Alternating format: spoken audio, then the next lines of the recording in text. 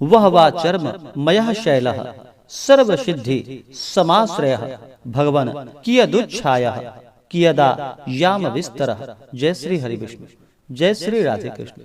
आप सभी का हमारे YouTube चैनल पे बहुत बहुत स्वागत है।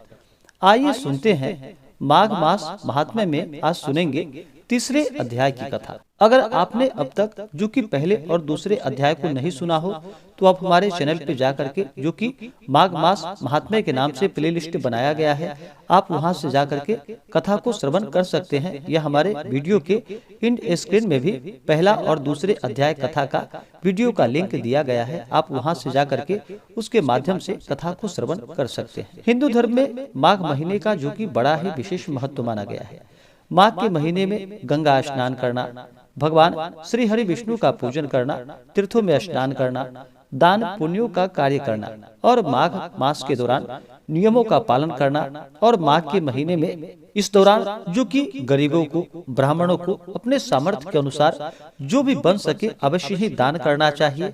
और खास करके माघ के महीने में तिल दान का बड़ा ही विशेष महत्व माना गया है। तो इस दौरान जहाँ तक हो सके दान पुण्यों का कार्य करे। माघ महीने में जो भी माघ मास स्नान करते हो उन्हें माघ मास के दौरान जो कि नियमों का पालन करना चाहिए, भूमि पे शयन करना चाहिए और अपना मन जो कि भगवान श्री कृष्ण, भगवान विष्णु, माता लक्ष्मी के चरणों में लगाना चाहिए। इस दौरान किसी के ऊपर क्रोध नहीं करनी चाहिए, पूर्ण ब्रह्मचर्य का पालन करना चाहिए और भगवान का स्मरण भजन कीर्तन करते हुए समय को व्यतीत करना चाहिए। इससे भगवान श्री हरि विष्णु अति प्रसन्न होते हैं और कई जन्मों के पाप को भी नष्ट कर देते हैं। जब व्यक्ति के पाप और ताप नष्ट होते हैं तभी उनके पुण्यों का उदय हो पाता है। उसके बाद ही सभी प्रकार के सांसारिक सुखों की प्राप्ति हो पाती है। तो माघ महीने के दौरान जो कि जहाँ तक हो सके गंगा स्नान, तीर्थों में जाकर के स्नान करना चाहिए। इससे अनंत गुना पुण्य फलों की प्राप्ति होती है। और इस दौरान जो कि माघ मास महात्म्य का कथा अवश्य ही श्रवण करना चाहिए। तो आइए सुनते हैं माघ मास महात्म्य में तीसरे अध्याय की कथा। तो बोलिए प्रेम से भगवान विष्णु की जय, माता लक्ष्मी की जय, भगवान श्री कृष्ण की जय, सर्व देवी देवता की जय। राजा बोले कि हे मुनि श्रेष्ठ, सब सिद्धियों का निवास स्थल, अनेक आश्चर्यकारी वस्तुओं से युक्त यह पर्वत ऊंचा और लंबा चौड़ा है। ऋषि बोले कि यह पर्वत 36 योजन ऊंची चोटी पर 10 योजन चौड़ा एवं निचले भाग में 16 योजन चौड़ा है। हरि चंदन, आम, मंदार ये शोभायमान और देवदारू, साल तथा अर्जुन के वृक्षों से सुशोभित है। काला गुरु और लवंग के वृक्षों से तथा लता गृहों और कुंजों से शोभायमान है, जो सदा फल फूलों से परिपूर्ण रहता है। दुर्भिक्ष से दुखी भृगु जी इस सुंदर पर्वत को देखकर प्रसन्न चित्त हो वहीं रहकर कंदराओं, वन और उपवनों में बहुत दिनों तक तप करते रहे।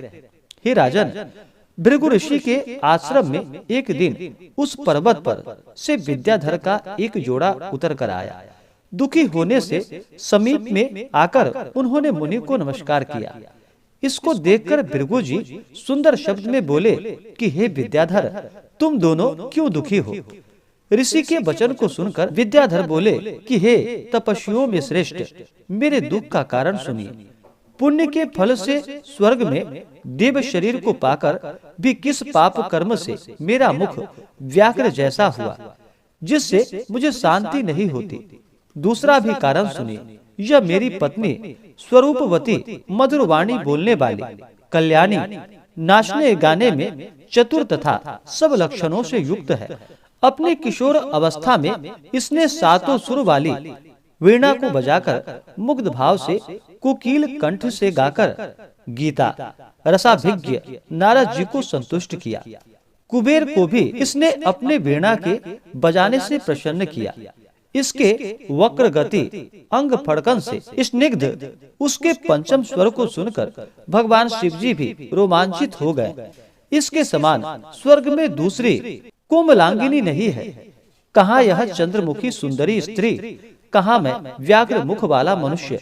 हे ब्राह्मण, यही चिंता मेरे हृदय को सदा जलाती रहती है। वशिष्ठ जी बोले कि विद्याधर के ऐसे वचन को सुनकर त्रिकालदर्शी भृगु जी हंसकर बोले कि हे विद्याधरो में श्रेष्ठ सुनो, कर्म के विचित्र फलों से ज्ञानवान भी मोहित हो जाता है। मक्खी के पैर के विष के समान छोटे भी पाप का फल दुखदायी होता है।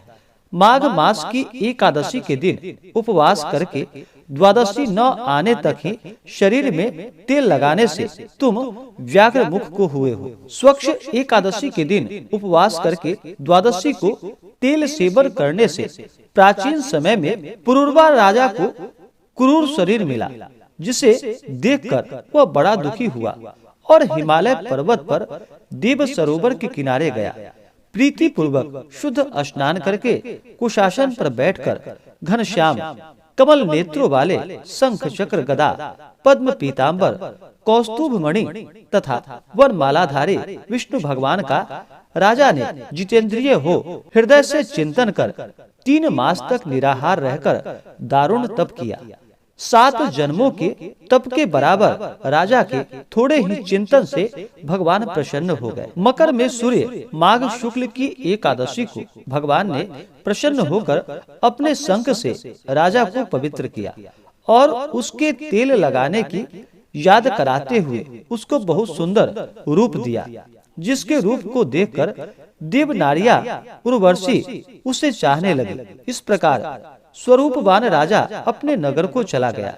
हे विद्याधर, इस तरह की कर्म गति को जानकर क्यों दुखी होते हो? यदि तुम इस कुरूपता को छुड़ाना चाहते हो तो जल्दी से पुराने पापों को नष्ट करने वाले मणिकूट नदी के जल में माघ में स्नान करो, जहाँ ऋषि सिद्ध देवता इत्यादि निवास करते हैं।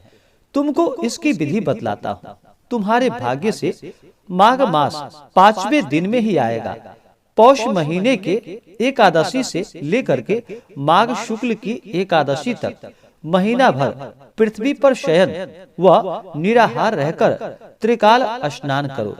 सब भोगों को त्याग कर और जितेंद्रिय रह तीनों समय विष्णु भगवान का पूजन करने से तुम सब पापों से छूट जाओगे। तब मैं द्वादशी के शुभ दिन आकर पवित्र जल से शिवजी के स्तोत्र और मंत्रों से तुम्हारा मुख कामदेव के समान कर दूंगा। हे विद्याधर, तब तुम इसके साथ सुख पूर्वक क्रीड़ा करना। माघ मास के प्रभाव को जान सदा माघ स्नान किया करो।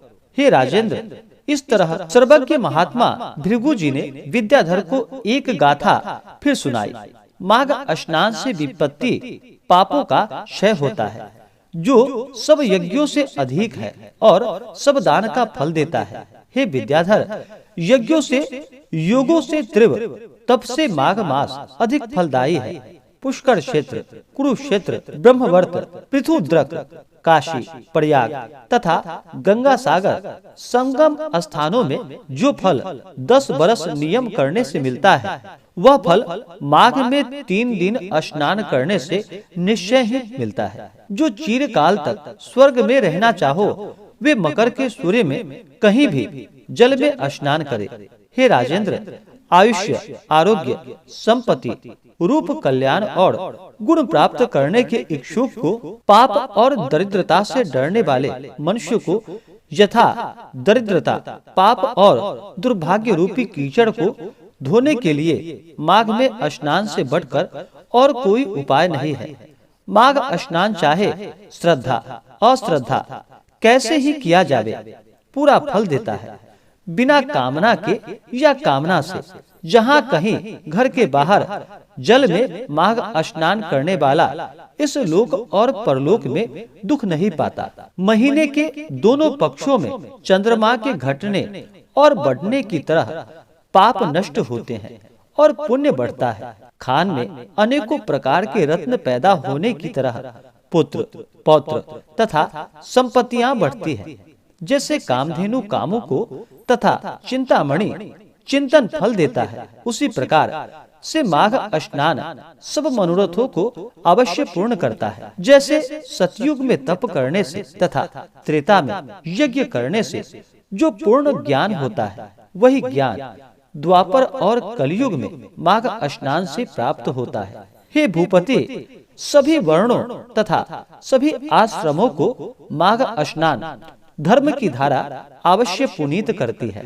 भृगु जी के वचन सुनकर विद्याधर ने उसी आश्रम में माघ महीने में उनके साथ पर्वत के झरने के सरोवर में विधि पूर्वक स्त्री के संग स्नान किया और भृगु जी की कृपा से हो जाने पर मणि पर्वत पर आनंद करने लगा।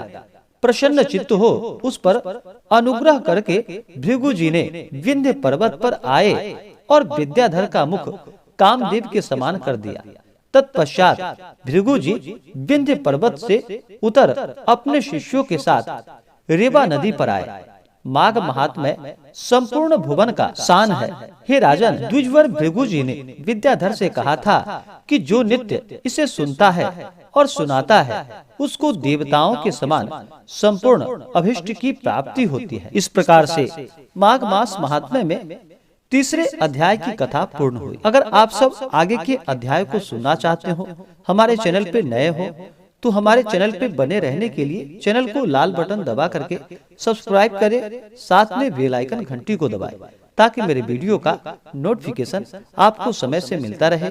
वीडियो को लाइक करें, शेयर करें। सुखी रहें और स्वस्थ रहें। जय श्री राधे कृष्ण। धन्यवाद।